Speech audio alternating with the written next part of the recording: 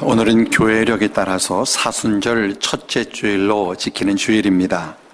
교회력은 예수님의 생애의 중요한 사건들을 1년 주기의 칼렌다로 만든 것인데 초대교회 때부터 교회가 소중하게 지켜오는 것입니다.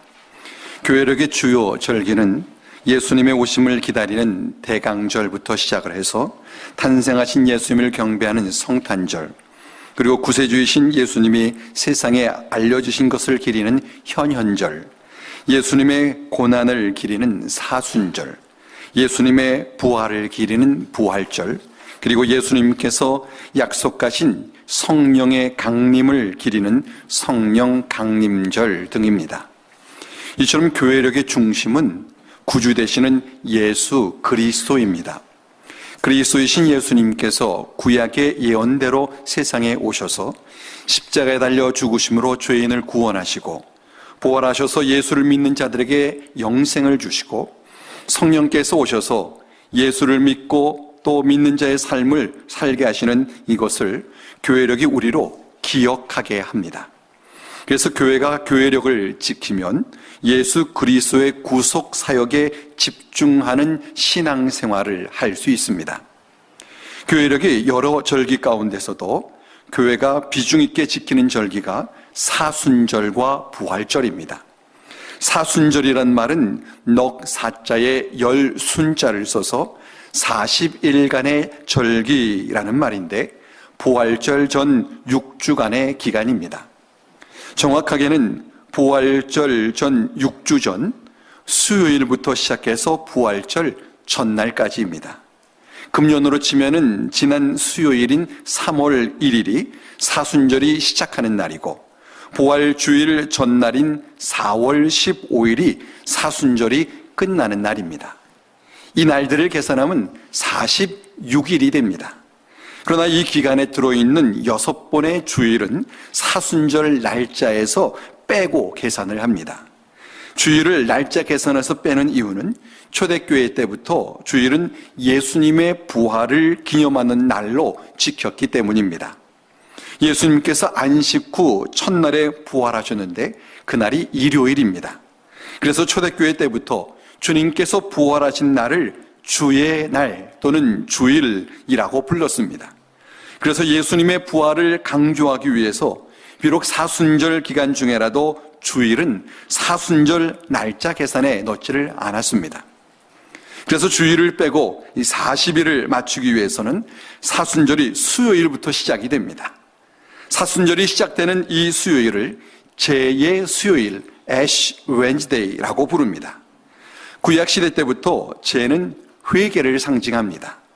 그래서 구약시대와 신약시대에는 회개하는 사람이 죄를 뒤집어 쓰고 초대교회 때는 사제들이 회개하는 자의 이마에 죄로 십자가를 그려주면서 너는 흙이니 흙으로 돌아갈 것을 기억하라 라고 말하곤 했습니다.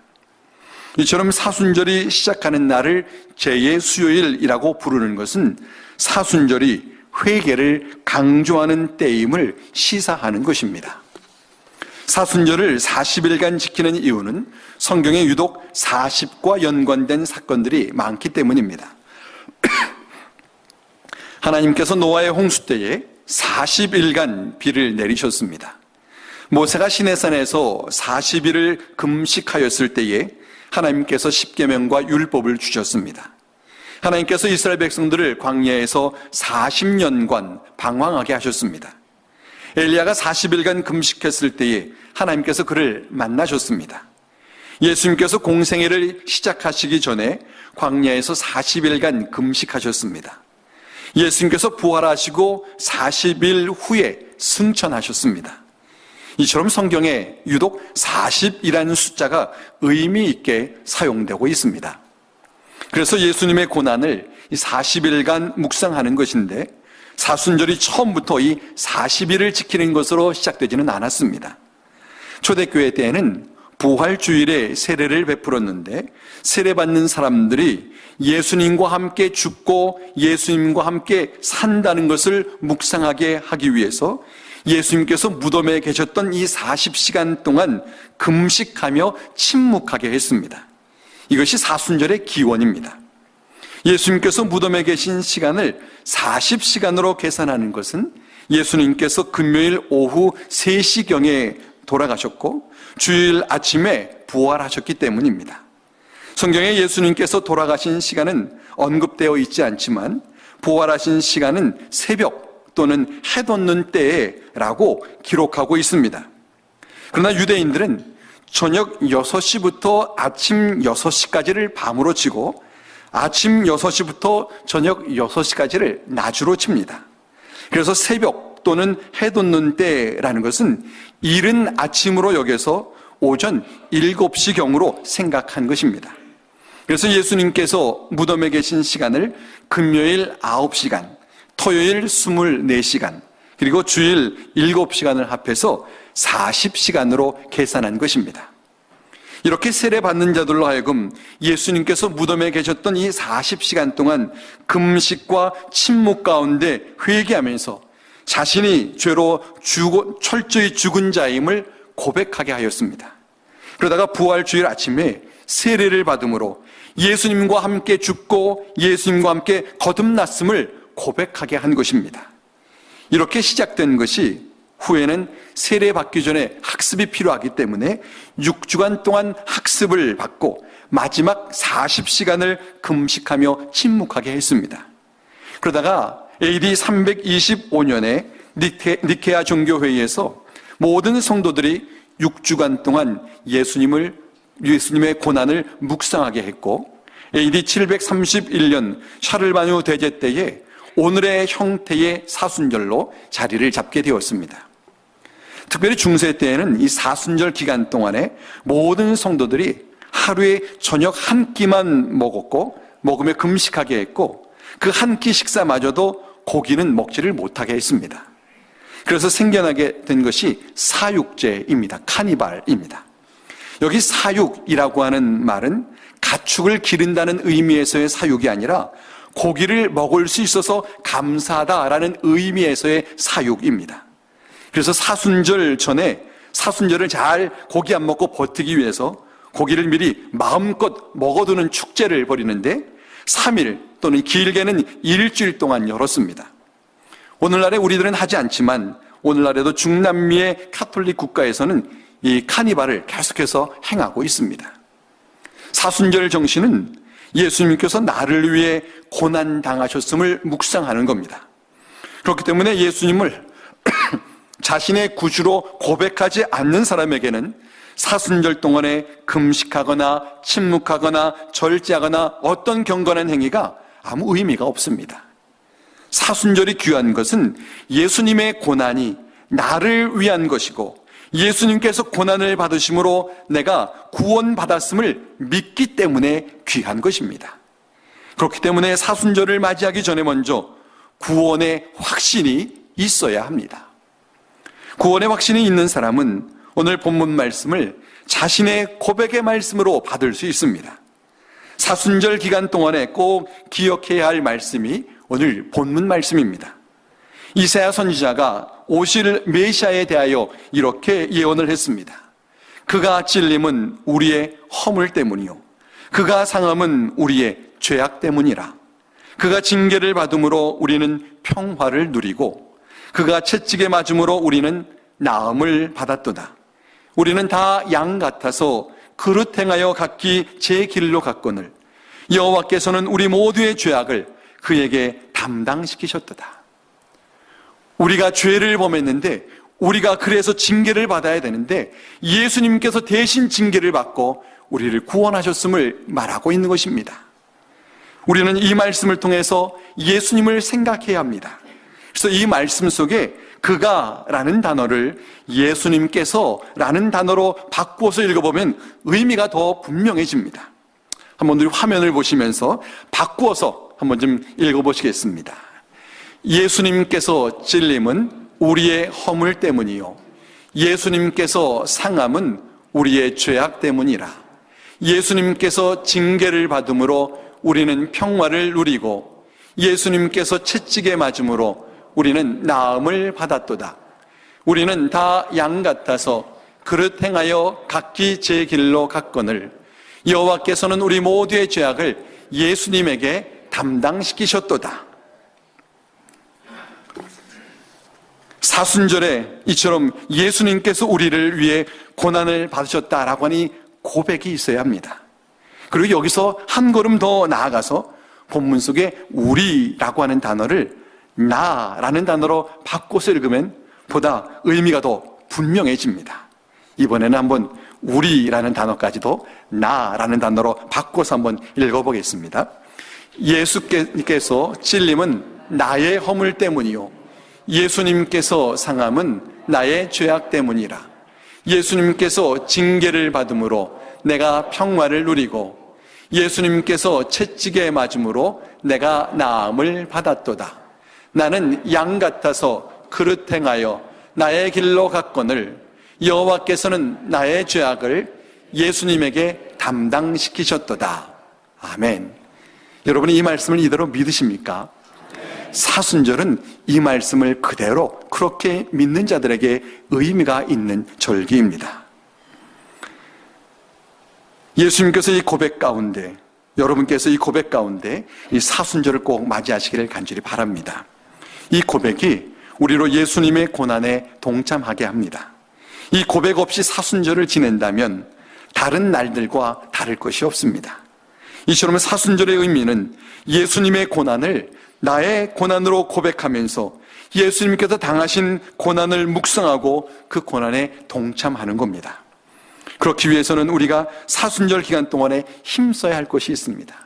우리가 사순절이 되면은 경건하게 지내십시다 라고 말을 하지만 어떻게 지내는 것이 경건하게 지내는 것입니까? 이것을 위해서 오늘 본문에서 세 가지를 한번 생각해 보려고 합니다. 첫째는 회개입니다. 오늘 본문 5절에 보면은 그가 찔림은 우리의 허물 때문이요 그가 상함은 우리의 죄악 때문이다 라고 했고 6절에는 여호와께서는 우리 모두의 죄악을 그에게 담당시키셨도다 라고 했습니다. 이 말씀 속에 나에게 죄와 허물이 있음을 시사하는 고백이 있습니다. 예수님께서는 나의 죄와 허물 때문에 고난을 받으신 것입니다. 그러므로 예수님의 고난에 동참하기 위해서는 나의 죄를 회개해야 합니다. 회개는 고통스러운 것입니다. 자신의 죄를 인정한다는 것이 참 괴롭고 고통스럽습니다. 그래서 회개하는 사람은 자신의 가슴을 칠 수밖에 없습니다. 누가복음 18장 13절에 보면은 예수님께서 비유를 들어 말씀하실 때에 세리가 회개하는 것을 이렇게 말씀하셨습니다. 세리는 멀리 서서 감히 눈을 들어 하늘을 쳐다보지도 못하고 다만 가슴을 치며 이르되 하나님이여 불쌍히 여기소서 나는 죄인으로소이다 하였느니라. 죄인은 자신의 처지를 알기 때문에 이럴 수밖에 없다는 겁니다. 그러나 우리는 회개를 너무 쉽게 생각하는 경향이 있습니다.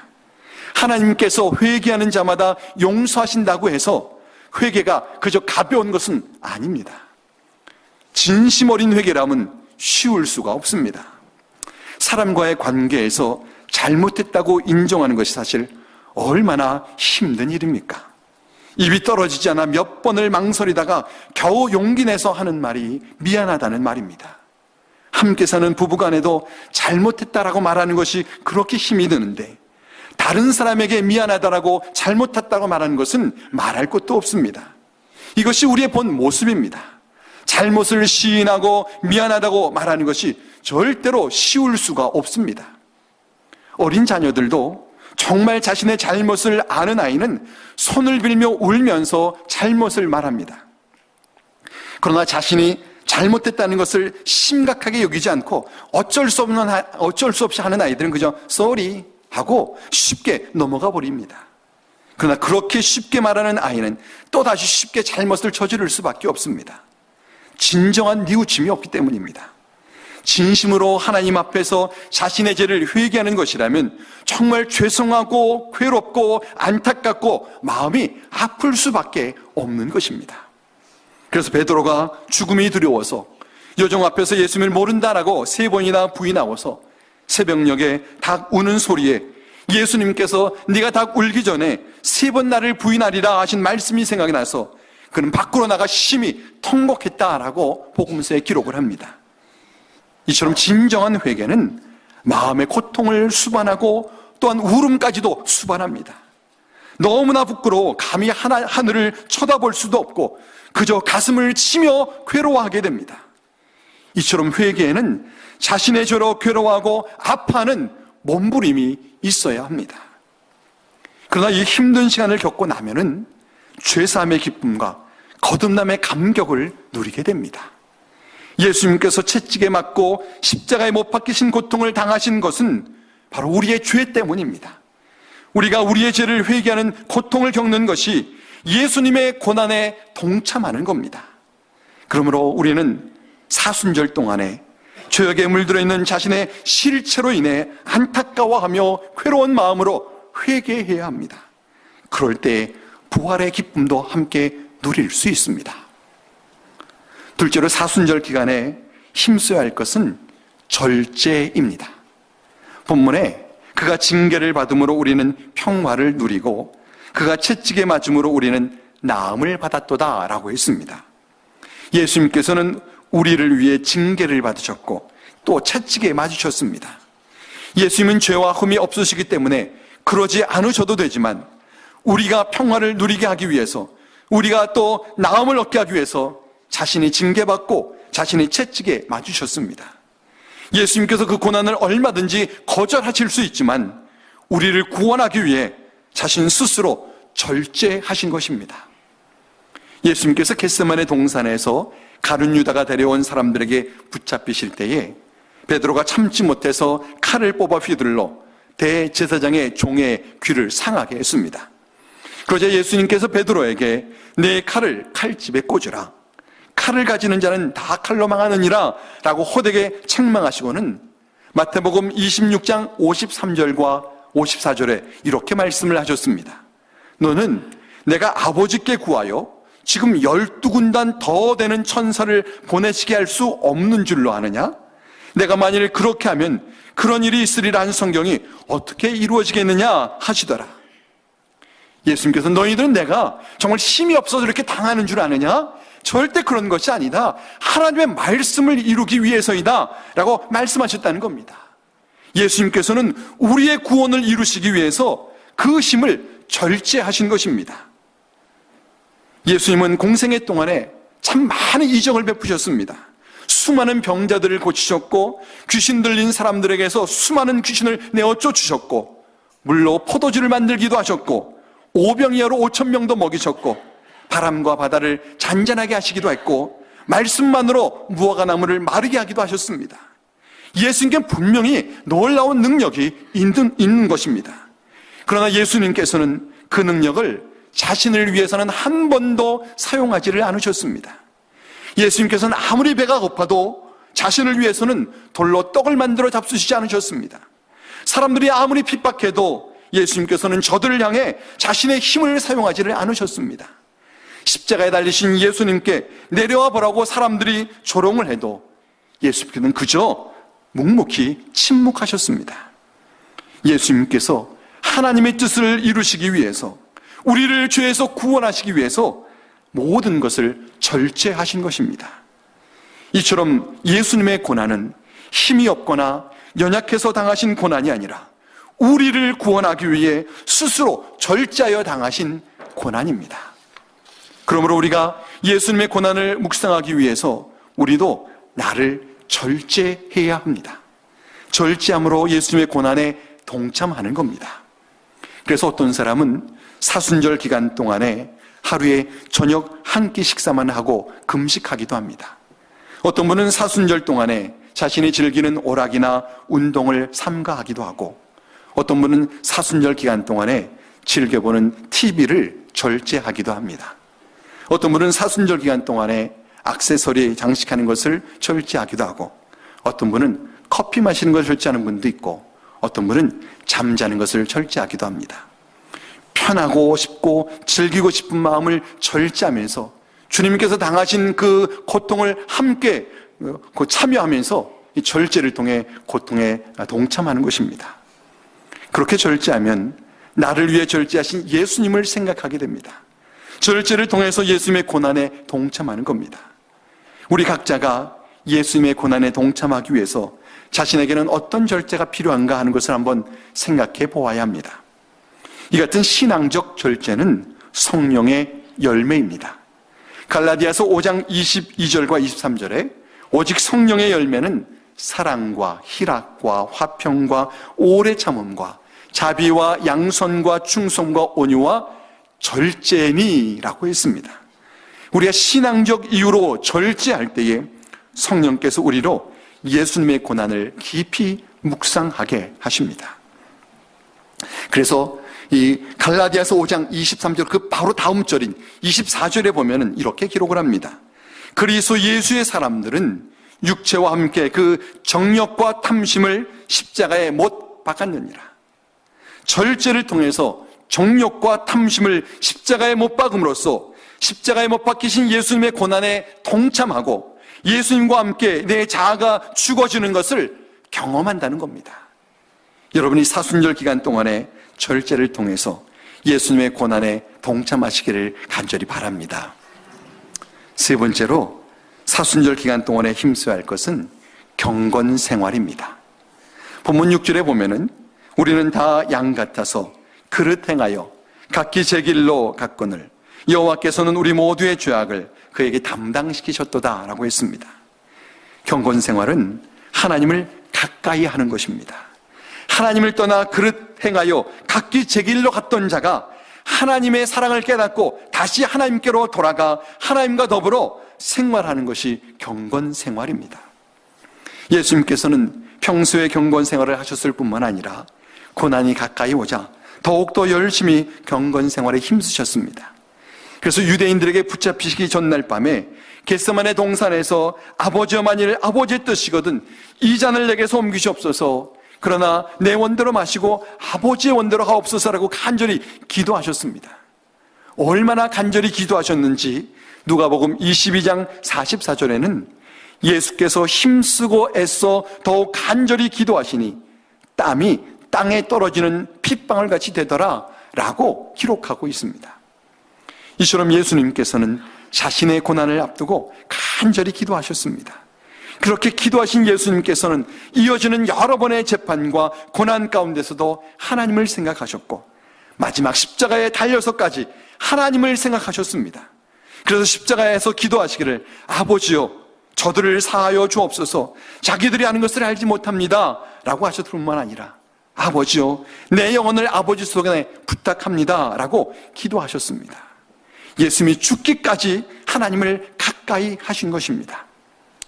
저는 금년 사순절 동안에 우리 교회 모든 성도들이 경건 생활에 힘쓰기 위해서 세 가지를 부탁드리려고 합니다. 여러분이 이 세 가지를 기억하시고 꼭 함께 행하시기를 꼭 부탁을 드립니다. 첫째는 공예배에 출석하시는 겁니다. 요즘에 우리 안수 집사님 그리고 권사님 피택 받으신 분들이 토요일 팀과 주일 팀으로 나누어서 임직자 교육을 받고 있습니다. 이분들이 그동안 열심히 공부하셨는데 토요일 팀은 어제 시험을 보았고 주일 팀은 이제 오늘 오후 2시에 시험을 봅니다. 오늘 보는 시험에 이런 문제가 나옵니다. 미리 한 문제를 알려드립니다. 교인의 의무 8가지를 기록하십시오 라고 하는 문제입니다. 이것이 우리 교단 헌법에 나오는 교인의 의무 사항인데 그 답은 공동예배 출석, 헌금, 봉사, 친교, 구제, 교육, 선교, 그리고 교회 치리에 복종하는 것입니다. 교인의 의무에서 제일 먼저 나오는 것이 공예배 출석입니다. 우리 교회의 공예배는 주일 예배와 금요 찬양 예배와 토요일 새벽 기도회입니다. 우리 교회 교인들 가운데는 주일 예배만 참석하시는 분들이 많습니다. 교인의 의무를 사실은 다하지를 못하고 있는 겁니다. 그래서 교육받고 계신 임직자들의 훈련 중에는 공예배에 출석하는 것도 들어 있습니다. 적어도 직분자라면 교인의 첫 번째 의무사항인 공예배 출석만은 반드시 이행해야겠다라고 하는 것입니다. 이것은 직분자만이 아닙니다. 모든 교인이 그래야 합니다. 저는 여러분이 이번 사순절 기간 동안에 공예배에 꼭 출석하시기를 바랍니다. 그래서 여러분의 삶 속에서 예배를 통해서 하나님을 만나며 하나님을 가까이 하는 경건 훈련이 꼭 있기를 간절히 바랍니다. 이 아멘 소리가 없는 걸 보니까 부담이 되긴 부담이 되는 모양입니다. 경건 생활을 위한 두 번째 부탁은요, 여러분이 시간을 정해놓고 복음서를 읽으시는 겁니다. 사복음서는 내용의 그 절반 이상이 예수님의 마지막 일주일에 대한 기사입니다. 이 말씀을 읽을 때에 예수님의 고난을 더 깊이 묵상할 수 있습니다. 마태복음이 28장이고 마가복음이 16장이고 누가복음이 20장이고 요한복음이 21장입니다. 이것을 모두 합하면 89장입니다. 사순절이 주일 빼고 40일인데 이미 4일이 지나갔으니까 36일이 남았습니다. 매일 2장 반씩 읽으시면 사순절 마지막 날인 부활절 전날까지 다 읽으실 수 있습니다. 여러분이 한번 도전해 보시길 바랍니다. 물론 이거 읽는다고 제가 상을 드리는 것은 아닙니다. 그러나 여러분께서 성경을 읽으시면서 하나님께서 주시는 상을 받게 되실 것입니다.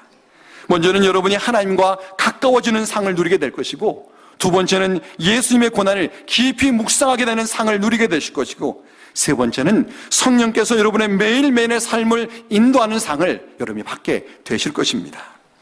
이번 사순절 동안에 성경을 매일매일 읽는 습관을 갖게 된다면 그것은 더욱더 큰 상일 것입니다. 그래서 여러분이 주의 말씀은 내 발의 등이요 내 길에 빛이십니다 라고 고백하게 되기를 간절히 바랍니다. 역시 아직도 아멘 소리는 적군요. 부담이 되는데 그래도 여러분 꼭 해보시기를 부탁을 꼭 드립니다. 경건 생활을 위한 세 번째 부탁은 순간순간 기도하시는 겁니다. 여러분 가운데 시간을 정해놓고 기도하는 분도 계시고 말씀을 묵상하고 난 다음에 기도하는 분도 계실 텐데, 그 기도뿐만 아니라 여러분이 어떤 일을 하든 순간순간마다 기도를 하시기를 바랍니다. 운전대에 앉으면 기도하고, 운전하면서도 눈을 뜨고 속으로 기도하시고, 직장에 가면 기도하고, 일하면서도 마음으로 기도하시기를 바랍니다. 집에서도 기도하고, 가족이 생각날 때마다 기도하고, 긴 기도가 아니라도 하나님 내가 이것을 하려고 하는데 나를 좀 도와주세요 라고 하면서 계속해서 하나님과의 기도 생활이 여러분의 이 사순절 기간을 끊어지지 않게 하시기를 꼭 부탁을 드립니다. 기도를 어렵고 불편한 분을 만나는 부담스러운 것으로 느끼지 않고 마치 사랑하는 아버지와 어머니와 함께 하면서 자신에게 일어나는 일들과 자신의 마음의 생각을 시시콜콜 이야기하듯 편안한 마음으로 하나님께 털어놓게 되기를 간절히 바랍니다. 이것이 사순절 후에 기도의 삶으로 이어지고 또 하나님과 더 가까워졌음을 경험하게 된다면 그것은 우리의 큰 복이 아닐 수 없습니다. 하나님과 가까워지면 하나님께서 나를 위해 하신 위대한 일, 나를 죄에서 구원하기 위해 독생자 예수님을 보내시고 그 예수님께서 고난을 받아 나의 죄를 대속해 주신 일이 마음으로 뜨겁게 느껴지실 것입니다. 그리고 그런 가운데 부활절을 맞게 된다면 내가 예수님과 함께 죽고 예수님과 함께 내가 부활했습니다 라고 선포하며 하나님을 찬양하게 될 것입니다. 그러므로 여러분이 사순절 기간 동안에 꼭 공예배 출석과 말씀 읽는 것과 기도로 경건 생활을 하시기를 간절히 바랍니다. 아멘 없이 없는 것은 여러분이 아마도 아멘 안 하시는 분은 속으로 아멘 하기 때문에 그러시라 생각을 합니다. 여러분 꼭 해보시기 바랍니다. 사순절은 이처럼 경건하게 보내야 합니다. 만약에 사순절을 그저 생각 없이 보낸다면 이 부활절도 생각 없이 그냥 묵묵히 정말 아무런 의미 없이 맞이하게 될 수밖에 없습니다.